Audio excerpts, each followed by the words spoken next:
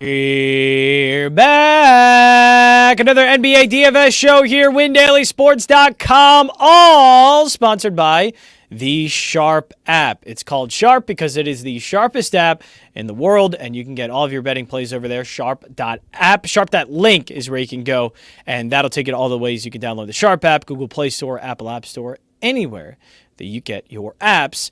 You can download the Sharp app, and you should go do that because there's plenty of 3 games, which is plenty, right? Plenty of NBA action and plenty to bet on at least. But when it comes to DFS, though, options are somewhat limited. And I know one of the things that you always say about you just muted yourself. You got to plant the flag. That's what you would say. You got to plant the flag. Yeah. So, by the way, thank you. The hat's great. Go Eagles. Where's that hat? Jalen Hurts. What a good quarterback. Where are we planting the flag today? I go to bed at 9, so it's 7:30 prime time. 7:30 prime time. Sorry, I tried to say that, giving you a straight face. I'm gonna clip that. And now I'm close. That's the only clip I'm gonna post out of this is you just saying I go to bed at 9, yelling it at me. You didn't even say it. You literally yelled it at me. I tried to say that with a straight face, and I really couldn't. Well, oh man. We are off to just a phenomenal start. You got a potential NBA Finals preview starting at 7:30 Eastern with Philadelphia time, and Utah. Yeah. Yeah,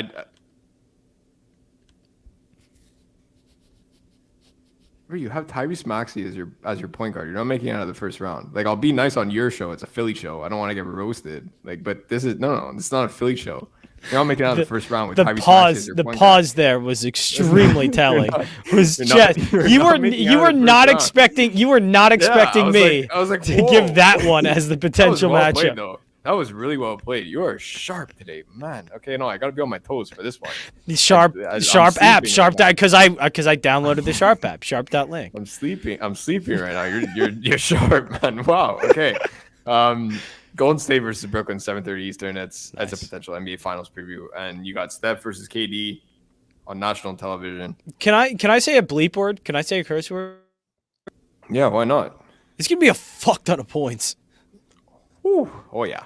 This is gonna be. I'm not gonna drop another one, but a bleep ton of points. Yeah. I'm hoping for the over under is 220.5. I'm hoping that's what it is at the end of the third quarter. Like that. Yeah. It's such a good game. It's such a good game. So how are we playing this game fully? Because is it we're gonna try and take a look at one or two of these guys at the top and look at some value? Like how do you look at this game? This is the game that you want to plant your flag on, and how are you gonna play it? I'm 100% playing Kevin Durant tonight. There's no way I'm not. I'll just get that out there right away. It's in the roundtable article as well at WinDailySports.com. If you guys have not read that, make sure you go and do so.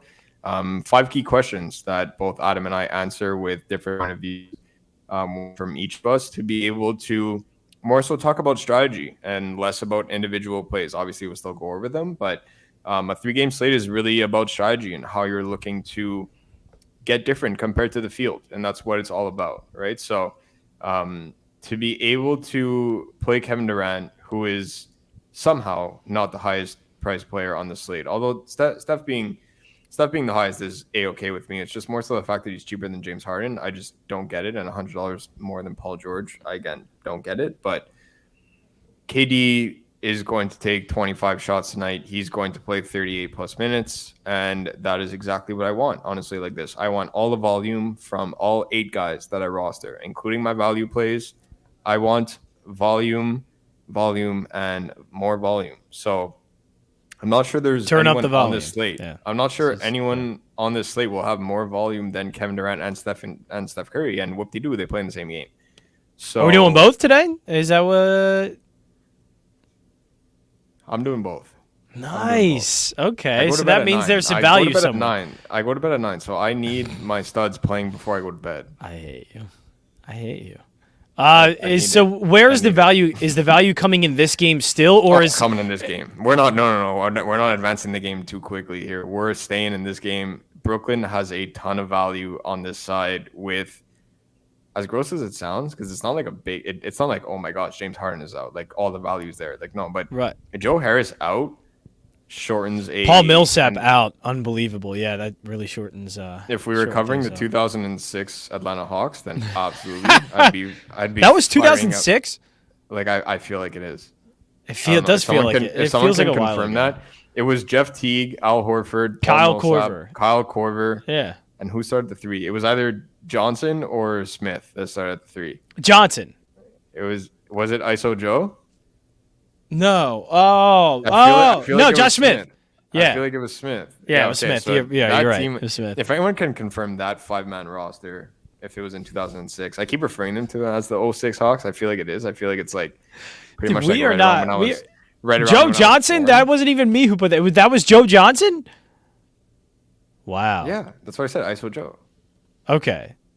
I thought it was very possible. But while you are Googling that, I will just say that with Joe Harris out, this short rotation for Brooklyn, because it will be ridiculously short tonight with a matchup against the league's best team right now in Golden State, the league's best defense, and arguably the league's best offense as well.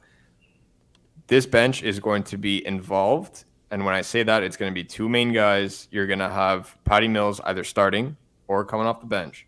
Either way, I absolutely love Patty Mills tonight. And you're going to have LaMarcus Aldridge also playing a ton of minutes at the 5 when Blake Griffin realizes that he is about to have a heart attack trying to keep up with Golden State's offense. So LMA is the irony in that statement, saying that Blake Griffin might have a heart attack going up and down. LMA, obviously, with his conditions there. But it's just he's been so productive off the bench for Brooklyn that the interior is where you can attack Golden State as much as possible. So he should be able to clean up the glass, and I don't need all that much from him at 4,800. There aren't a lot of centers that I like on this slate. So again, it's right back to the best game environment, loading up on Brooklyn guys. I'm only playing 3. If you haven't figured out which 3 yet, then just rewind to the past 30 seconds. But I love Patty. I love Patty Mills. I love Patty Mills. And when you look at the way that their rotation played out when Joe Harris did not return in the second half of their last game, Patty Mills got all the run with the starters, right? So he pretty much took Joe Harris's minutes to the second, playing with Kevin Durant and James Harden, pretty much staying out there while Kevin Durant came off, and then James Harden comes off, and then Mills goes back out with Durant, etc. And then it was a bit of a not so close game there. So it was actually Bruce Brown that got the garbage time with guys like Bembry and Thomas, etc., which is a good sign for Patty Mills, because that means that they need him rested, and he's going to play a ton of minutes here. So I just also thought of it. The Atlanta Hawks team, by the way, I'm sorry I had to get this out there. DeMarre Carroll was also on that team. Yes. Yeah, I was about to say DeMarre Carroll. This wasn't in 2006, right. By the way. You are extremely off. When was it? If I'm not mistaken, this is with Mike Budenholzer as the coach, right? 60-22, finished first in the Southeast. When was that? 2014, bud. No, it was not. Yes, it was. It was not 2014. Stop it. It was. It was not 2014. It was 2014, 2015. Paul Millsap and Al Horford's prime was 7 years ago? Yes. Yes. They were 29. Paul Millsap was 29. Al Horford was 28. DeMarre Carroll was 28. Kyle Korver was 33. And that lineup came out of bleeping nowhere. Everybody thought they were the drizzling poop, and they were actually really good. Ghost was 5. You were not 5 in 2000. Were you? No, in 2006, I was 9. I was 9. Oh boy. Yeah. Okay. Yeah. All right. Yeah. I'm reading Google. Doing my research. All right, Ghost. Yeah, but he's also an Eagles fan, so like. Right, and I just have a vendetta against the Atlanta Hawks. Yes, I do. I have a vendetta against Paul Millsap. The guy sucks, but for me, it's about getting exposure to the best game. I don't like Utah games, period. And again, when we're talking about being able to get different on a 3-game slate and talking purely strategy now, right? So they zig, we zag, right? We have to be able to get different on a slate like this. If you're just going along for the ride and going along with the field, I mean, that's great. If you want them in cash, great. That's not my goal. I want to take down tournaments, and I want to finish first. So I can't be doing what everyone else is doing unless it 100% makes sense. And tonight, it is absolutely absurd to see Rudy Gobert being the third highest rostered player on a slate with so much firepower. So really? It's Rudy Gobert, it's Donovan Mitchell. Is Andre Drummond, do they think Andre Drummond's that bad? Also, this is the thing, right? Okay, again, like when we're talking, again, purely strategy from a pure standpoint, speaking strategy. We're not talking prices. We're not talking individual players. We won't even talk teams, like specific offenses, anything like that. Yeah. If I tell you that you will take the number 1 and number 2 options on an offense, Rudy Gobert is technically not number 2, but he should be. So I will say that he's the number 2 option because Mike Conley has been playing like a flaming hot bag of doo-doo lately. So it's Rudy Gobert, Donovan Mitchell. So you have the number 1, number 2 offensive weapons on that team right now in their starting 5, and nobody is being played on the opposition. How do you plan on them having ceiling games? Like if Andre Drummond was ridiculously high rostered, it would make sense. If Tobias Harris was, if Tyrese Maxey was, this would all make more sense. You're expecting that game to go well over its projected total. And then you end up saying, I'm expecting it back and forth, similarly what I'm expecting in Golden State and Brooklyn. But no one's playing Philadelphia players. So why are you loading up on Rudy Gobert and Donovan Mitchell? Like what should we be playing Philadelphia players though? I think that's the next question here, right? I know the game environment isn't great, but okay. It is not, but the volume is because this rotation is going to be tight like a tiger.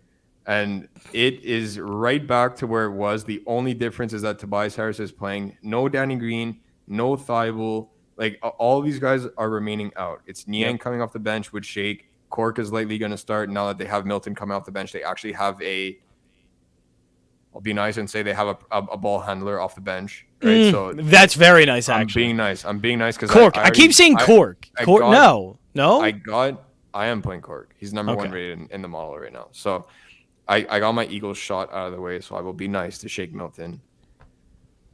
They have a ball handler coming off the bench. So it's him and Niang. Even I don't want to be nice about that. Paul Reed will play maybe 46 seconds in this game, but then it's Drummond, it's Cork, it's Maxey, it's Tobias Harris, right? So like all these guys are going to play a ridiculous amount of minutes, and Tyrese Maxey might not leave the court tonight, which has been the same thing for the past 2 weeks. Like this man is going to continue playing 44 minutes a game, which is why my bet of the day, I know it's not exactly a betting show, but you guys know I like to give a couple freebies here and there, is Tyrese Maxey over 23.5 points, rebounds, and assists, also known as PRA. Is it a good matchup? No. Is he a exceptional offensive talent? No. But he's going to play 44 minutes, and 24 PRA is just absurd for someone that's going to play 44 minutes as a primary ball handler in an offense that needs to be going against Utah tonight. So Tyrese Maxey over 23.5 points, rebounds, and assists there. So that's the thing for me, and Adam and I were talking about this, right? And you're right. So like the matchup is beyond brutal, but when we're talking about a 7-man rotation, because I'm excluding Paul Reed from that, he's going to play maybe 46 seconds in this game.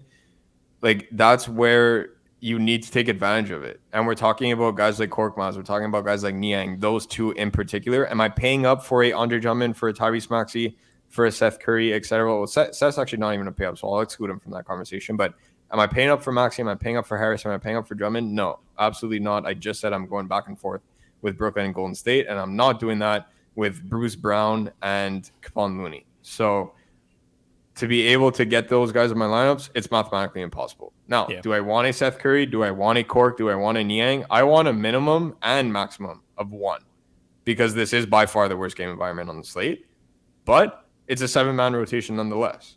And the fact that nobody is playing Philadelphia players tonight outside of Korkmaz, there is value to be had here. Because if Cork's 3-point shot is not dropping, it's going to be Niang's. If Seth gets hot, he could be dropping shots, right? So it's like any one of these guys live and die by the 3.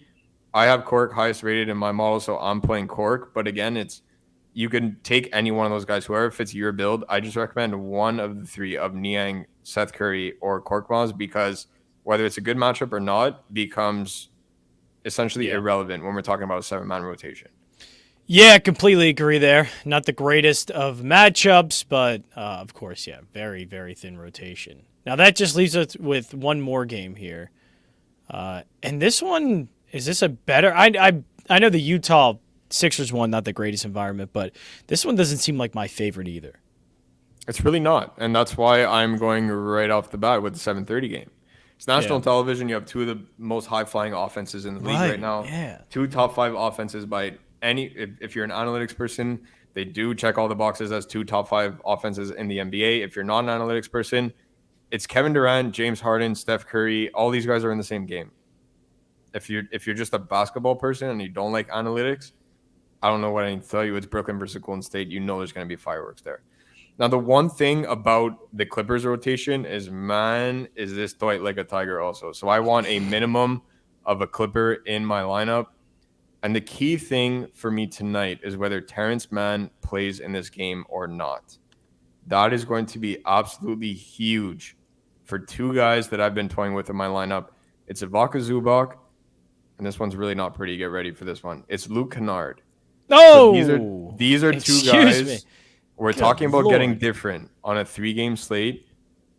If Terrence Mann cannot go, and I will say if, and only if. I don't want people saying, you told people to play Luke Canard. No. Get the Q-tips out. Listen to me closely when I say this. If Terrence Mann is out, then I will play Luke Canard. If not, I am not playing Lukey the Dookie. So that's just the way I'm rolling about this. He went to Duke. Lukey I know, Dookie. but that's what Brian calls him. There's say Dookie because there's multiple ways you can. Yeah, I was about to say there's like kind of multiple ways you can take. Yeah, that's the irony behind that. But we let people decide what they want to believe, whether we're calling him poop or whether right. What if Terrence Mann does play? Is Mann's? He's certainly in play. I haven't projected for well over 30 minutes. I'm not going to say exactly how many, but I haven't projected for over 30. That's all you need to know for a guy that's 4,700. I love the value on the San Antonio side of this game as well. The one thing that's frustrating is the front court between Drew Eubanks and Thad Young. It is beyond frustrating to see who's getting extended run.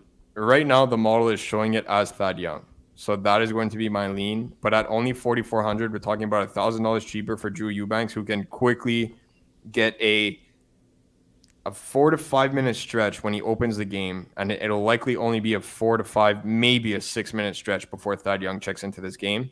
He can easily go 6 and 6. And now we're talking about close to 15 DK in the first quarter alone. For $1,000 cheaper, it's not exactly a bad option. But again, right now the model has Thad Young playing the majority of the bulk minutes and all of the what I call clutch time minutes. So those are minutes to close out quarters and close out the game. It's likely going to be Thad Young tonight against the Clippers, who just love playing small ball, even with Zubac. So if Terrence Mann is out, Zubac has no choice but to play 30 minutes in this game. Yeah. Which at that point, I'm staying away from both Eubanks and Thad Young because we never know what Pop is going to do to be able to match up against that. I do like a ton of other Spurs tonight. Playing DeJounte Murray against the Clippers is the definition of a smash spot, and he is the one and only stud that is garnering 0 rostership on this slate. And when I say 0, that means like 15% on a 3-game slate. That's the equivalent to 1% on a large slate like what we saw yesterday. So getting DeJounte Murray at sub 15% rostership on a 3-game slate is absolutely absurd for the spot that he's in. Always play primary ball handlers versus the Clippers, who do not know how to guard the perimeter whatsoever. They don't know how to defend, period, right now. And he's coming off a 20-point triple-double that he finally got. I've been calling that for weeks now, and he's finished 29-9. 18-point triple-doubles. He's gotten 22, 9, and 8, 22, 10, and 7. Like, he's come so close. He finally got it last game with a 20-point triple-double. He has a legitimate chance to do that again tonight. And if there's anybody that he can do that against, it is going to be the Clippers. But again, at 9,500, you can't play him with Steph Curry and Durant. You need to go DeJounte over Curry because I'm not coming off Kevin Durant. And at that point, if you are doing that, I'm not saying it's completely unviable. That's not what I'm saying at all. But if you are doing that, you absolutely need to play Jordan Poole tonight. Because if your narrative is that I am playing DeJounte Murray over Steph Curry, if your reason is to improve one of your value plays, it's the wrong approach.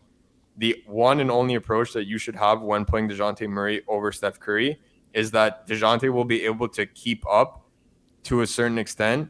And the only way he's able to keep up, rather than being unrealistic with our approach and saying that DeJounte Murray will take a 20-point triple-double, you just need Steph to be normal for one night. You need him dropping you need him to be a normal basketball player and not the greatest shooter of all time. That's what you need. Because if you're raising expectations on a player, you're doing it the wrong way. You need to say what happens with DeJounte Murray that is realistic, that can also happen with Steph Curry. Well, if Steph drops 26, 7, and 5, that's a pretty good stat line for the average player. It's not good enough for paying $11K for Steph Curry tonight. So if DeJounte is able to keep pace, and if he is keeping pace, it's because Steph is not dropping 40. Do your little roadmap where 2 + 2. If Steph is not dropping 40, you need to be playing Jordan Poole because there's only one other guy that I trust scoring the ball there. It's not Draymond Green. It's not Kevon Looney. Kevon Looney's going to have a good game, but he's not going to score a ton. It's not Draymond. Can't hit floaters for his life, even though he keeps on trying those absurd floaters. And I'm team never Andrew Wiggins. So it's going to be Jordan Poole all day. So I want to end it there because we just went over all 3 games. We went over value plays, top plays. Anything else you need, I want to defer you now to the Discord chat. Ghost will be in there. Adam will be in there. So any other questions you may have, go to the Discord chat, windailysports.com. Go to the Tap Academy. There you can see the Discord chat. Sign up and then sign up. Register for the Discord chat and get in there and start talking with Ghost and Adam about your lineups and with the rest of our community. But that was pretty much everything that you need to know about tonight's slate. So you can also listen back to the nice 21 minutes that we have here. So, okay. No. Brian. Jalen Hurts is good, man. Jalen Hurts is good. All right, that's it for us. WinDailySports. No, I'm just kidding. Sharp that link, by the way. Sharp that link is where you can go. But that is it for us. We'll be back tomorrow with more NBA at WinDailySports.com.